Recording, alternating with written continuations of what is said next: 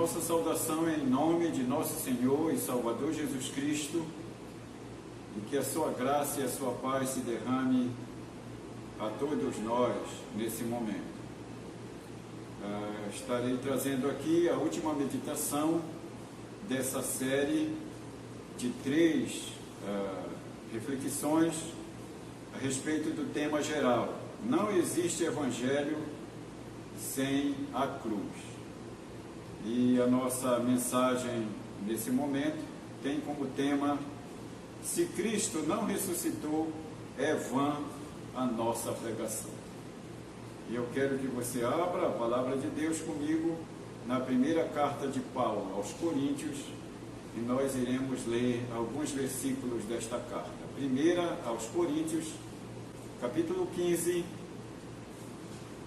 de 1 em diante. Irmãos, venho lembrar-vos o evangelho que vos anunciei, o qual recebestes e no qual ainda perseverais. Por ele também sois salvos, se retiverdes a palavra tal como vô-la preguei, a menos que tenhas crido em vão. Antes de tudo, vos entreguei o que também recebi, que Cristo morreu pelos nossos pecados, segundo as Escrituras, e que foi sepultado e ressuscitou ao terceiro dia, segundo as Escrituras. Que Deus abençoe as nossas vidas e o nosso coração para recebermos mais essa porção da sua palavra, que já é abençoada em si mesmo, a palavra da Bíblia Sagrada. A carta de Paulo aos Coríntios, ela foi escrita da cidade de Éfeso. Paulo passou uma boa temporada em Éfeso, e ali, pregando o Evangelho, há uma crise, um colapso na idolatria, na bruxaria, através da palavra sendo pregada. Podemos ver isso, esse registro em Atos dos Apóstolos. Então, entra em crise o comércio da idolatria, da prostituição, devido à transformação daquele povo através do Evangelho e da pregação, através da pessoa do apóstolo Paulo. E outros auxiliares, como nesse caso o Sóstenes. Ele é uma espécie de maçoreta ou copista, aquele que era treinado para escrever, que dominava bem o grego e sabia muito bem a gramática. Ele é um dos auxiliares de Paulo nessa carta para escrevê-la à igreja de Corinto. O nosso tema hoje: se Cristo não ressuscitou, é vã a nossa pregação. A ideia central que eu gostaria de passar para nós nesse momento é que o cristão deve compreender que o tema central da mensagem da cruz é o sacrifício de Cristo, é a sua morte, é a sua ressurreição e a sua volta. Evangelho sem essa temática é bem provável que seja um evangelho deficiente. Pelo menos é o que Paulo nos diz aqui nessa capitulação da carta aos Coríntios. Nós temos aqui o tema dessa carta, o tema geral dela, a verdadeira conduta do cristão. Paulo trabalha a ideia de que a igreja é santa e santificada por Cristo, mas ela ainda vive nesse mundo, e ela deve se comportar pela conduta divina, mesmo andando nesse mundo. Então nós temos aqui algumas considerações a fazer. Em primeiro lugar, o argumento lógico de Paulo é o seguinte: que se os crentes de Corinto e nós não crermos na pregação do Evangelho, do sofrimento, da morte e da ressurreição de Cristo, nós não somos salvos. A nossa salvação está em jogo. de acordo com os versos 1 e 2.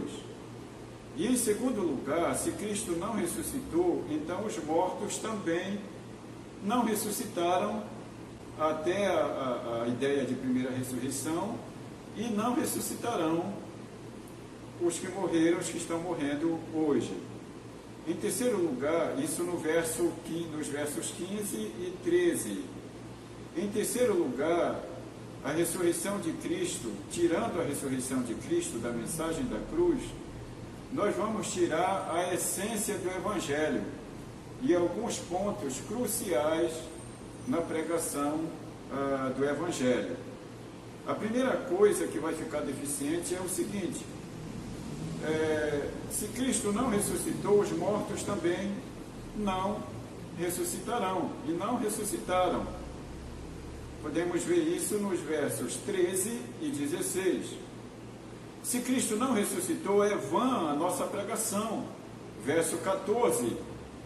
Se Cristo não ressuscitou, a terceira coisa, é vã a nossa fé. Verso 14 e também 15. Se Cristo não ressuscitou, somos tidos por falsas testemunhas de Deus. Somos pregadores mentirosos. Verso 15. Se Cristo não ressuscitou, nós permanecemos no nosso pecado. Verso 17.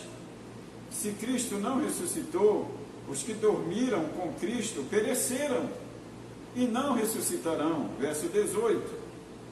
Se Cristo não ressuscitou, somos os mais infelizes de todos os homens, como diz o verso 19.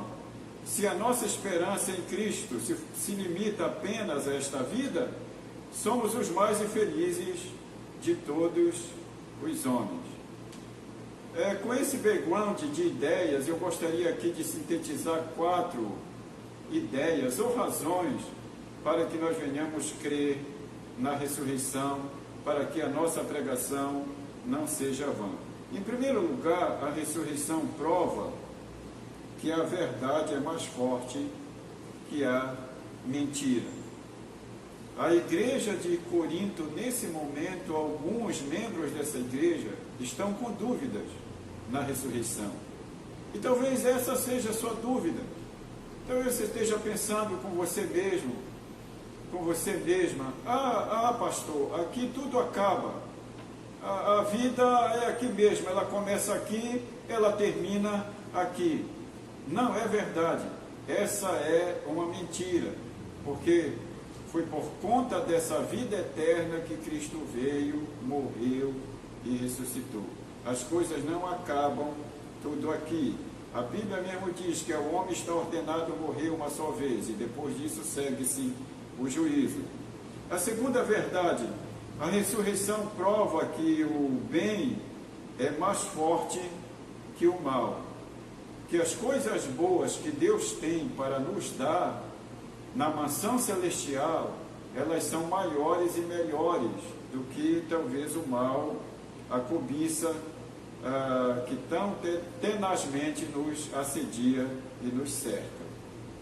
A terceira ideia: a ressurreição prova que o amor é mais forte que o ódio, ou seja, o perdão ele deve ser mais nobre do que a acusação. É isso que Paulo quer que a igreja corintiana entenda, que a igreja de Corinto entenda, que onde há o amor de Deus, não há ódio. Onde há o amor de Deus, pode haver até discordância de ideias, mas há diálogo, há uma convergência para glorificar a Cristo, com as ideias mesmo sendo às vezes contrárias, né? A quarta e última coisa: a ressurreição prova que a vida é mais forte que a morte. Cristo padeceu, sofreu, foi crucificado, morreu e ressuscitou. É o que Paulo diz aqui nos versos 3 e 4. Antes de tudo vos entreguei o que também recebi, que Cristo morreu pelos nossos pecados, segundo as Escrituras, e que foi sepultado e ressuscitou ao terceiro dia, segundo as Escrituras. E aí Paulo vai colocar aqui o testemunho de várias pessoas que o viram depois da ressurreição, como apareceu a Cefas, ou seja, Pedro, depois aos 12, e depois foi visto por vários irmãos espalhados em toda a Judéia e Samaria. E por último também foi visto pelos discípulos na sua ascensão em Atos capítulo 1, ali do Monte das Oliveiras, quando Jesus dá ali a última ordem à sua igreja através dos discípulos, que eles não ficassem ali olhando para cima através daquele anjo que apareceu aos discípulos, mas que eles anunciassem o Evangelho. Porque esse Jesus que eles estavam vendo subir, ele viria do mesmo modo buscar a sua igreja. Então, nosso Cristo morreu, mas ressuscitou e voltará. Eu quero fazer aqui algumas aplicações para nós nesse momento. A primeira lição que podemos aprender é que o argumento lógico de Paulo é que se não há ressurreição dos mortos, então Cristo não ressuscitou, porque ele é a primícia dos que dormem, ele foi o primeiro a vencer a morte. E na confissão de Pedro, encontrada nos Evangelhos, Jesus mesmo faz a pergunta: e vocês, o que dizem que eu sou? E aí Pedro diz: tu és o Cristo, Filho do Deus vivo. E o que Jesus diz para Pedro? Pois eu te digo, tu és Pedro, e sobre esta pedra, ou seja, a confissão que tu fizeste, eu edificarei a minha igreja, e as portas do inferno não prevalecerão contra ela. Essa ideia aí de porta do inferno é porta do Hades, da morte. O termo usado aí por Jesus é Hades, significa morte, sepultamento. Então a igreja, a porta da morte, a morte não mata a igreja, pelo contrário, a morte é a nossa passagem para o reino celestial. A segunda lição é que se negarmos a ressurreição de Cristo, é tirar todo o contexto, todo o teor, todo o valor da pregação do Evangelho e das Escrituras. E isso os verdadeiros profetas não podem fazer. 3. Se negarmos a ressurreição de Cristo, estamos negando a veracidade das Escrituras e também de todos os profetas, o que pregou o próprio Davi, Isaías, Amós e o próprio Abraão e vários homens e mulheres de Deus. A quarta lição: não podemos negar a ressurreição de Cristo, porque ele foi visto por várias testemunhas e ele também está presente no nosso meio. Concluo com a leitura do verso 19. Se a nossa esperança em Cristo se limita apenas a esta vida, somos os mais infelizes de todos os homens, e a nossa fé e a nossa pregação é vã. Que Deus em Cristo Jesus nos abençoe e que nós venhamos celebrar a ressurreição, porque através dela nós somos glorificados na pessoa de Cristo. Amém.